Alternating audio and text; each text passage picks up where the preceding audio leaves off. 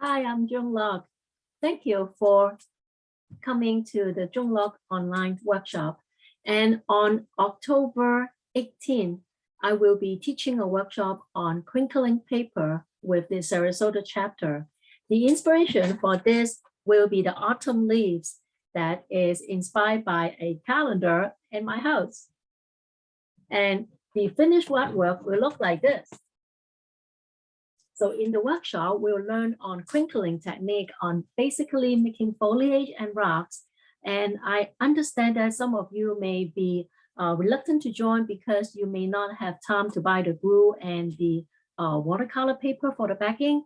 But then as far as you have rice paper and the ink and the colors, please feel free to join as well because I'm aware that you may not have it. So I will cover techniques using the mounting technique to enhance the finished work. However, a lot of the work are actually done before the mounting. So if you would like to work with me on the foliage, particularly on autumn ones, and water and rocks and mountains with the crinkling method, please join me on October 18th with the Sarasota chapter. I hope to see you there. Bye-bye.